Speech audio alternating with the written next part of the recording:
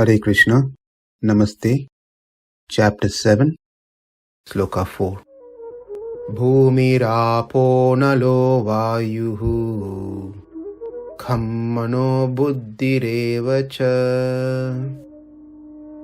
ahankara iti yamme bhinna prakritirashtadha. From the previous slokas, we learned that jnana and vijnana are must to completely understand the absolute truth, that is Sri Krishna. Jnana is an understanding of Krishna on a basic level. Vijnana, understanding Krishna in a detailed level, knowing how he is different from other elements. And Krishna did say that to find such person who has this knowledge is very rare. But Krishna is going to explain that rare knowledge to all of us. The purpose that he wants to explain this to all of us so that we can learn and develop devotion towards him. In today's sloka and the next sloka, that is sloka 4 and 5, Krishna will give details about the material elements and the spiritual element. One is going to be inferior energy of Krishna, and the other one is going to be the superior energy of Krishna. The inferior one is known as achetana, and the superior one is called chetana. Chetana means sentient, or that which is conscious, the conscious entity. Achetana means non-sentient, which doesn't have consciousness. So it's obvious that achetana means matter and chetana means spirit. That which is inferior, or whatever we see in this world, anything that we see in this world, they are all achetana. Achetana, which doesn't have consciousness. Yadā, they are just matter. Those are the one which will be discussed in this fourth sloka, and Krishna is going to say that is mine, I possess them, that's my property, I am the owner of it. Then the superior chetana or sentient conscious entity is explained in the fifth sloka, and Krishna will say that is also mine, my property. So on today's sloka, the fourth sloka, Krishna mentions 24 elements. He does not mention number 24. He says ashtadha, the number is 8, but we'll see how it is 24. But the point here is, these 24 elements is what makes up this entire creation, this universe. And in the fifth sloka, Krishna speaks about the 25th element. There are 24 elements which is achetana, matter, and that it's a 25th element which is chetana, nothing but jivatma. Now, what is the necessity for Krishna to explain about all these things? Why do we have to know all these 25 elements, how this world is made of, etc.? Well, it is important we know the creation.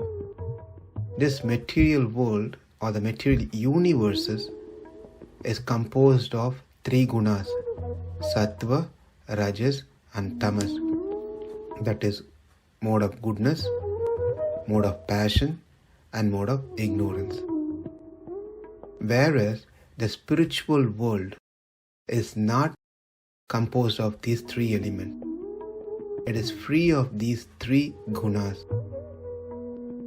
At the time of dissolution, pralaya, all these three gunas that's present in the material universe,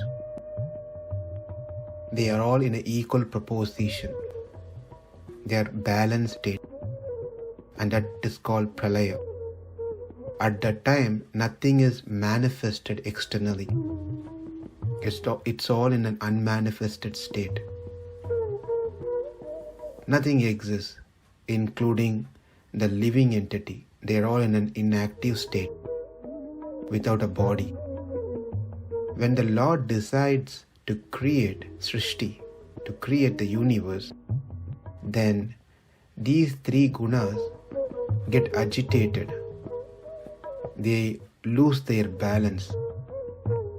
They are aggravated. This happens by the Lord's sankalpa, wish, and he loses the balance, and that's when the creation starts. From that state called pradhana comes mahat. From mahat comes ahankara, and this ahankara is classified or divided further into three: satvika ahankara, rajasa ahankara, and tamasa ahankara. From satvika ahankara comes karmendriya and jnanendriyas and mind. From tamasa ahankara comes pancha tanmatra and pancha bhuta. And the rajasa ahankara just assist these two other satvika and tamasa ahankara to do their job, to get their job executed. The purpose of having this knowledge is so that one can understand that all this belongs to Krishna. Krishna is the goal, Krishna is the mean for all the jivatma. Prapya prapaka. Therefore, one has to cultivate devotion towards Krishna by knowing these things.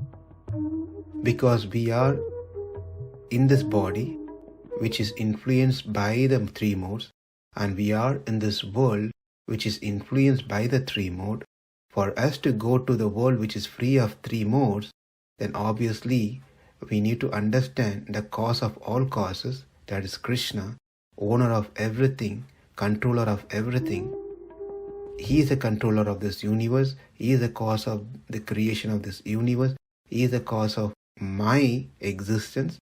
Therefore, I surrender to him, where he can help me to get rid of these three modes and go to the spiritual world. That's only possible if we have this knowledge. If we don't have this knowledge, then we'll not aspire to become a devotee of Krishna. With that said, let's see the word by word meaning of this sloka. Bhumihi, earth; apaha, water; analaha, fire; vayuhu, air; kham, ether; manaha, mind; buddhihi, intelligence, also the principal element called mahat; ahankara evacha, and also the ego principle; ashtadha, eightfold; bhinna, separated, which is divided; iyam prakritihi, all these the cause of the universe, me, subordinate to me. Translation: earth, water, fire, air, ether, mind, intelligence, and false ego. Altogether, these 8 constitute my separated material energies. As we just saw how the creation happens, now let's understand more in details about these 8 elements that Krishna is speaking about. Bhumi rapo nalo vayuhu khammano buddhirevacha ahankara iti yamme bhinna prakritirashtadha. Namaste. Hare Krishna.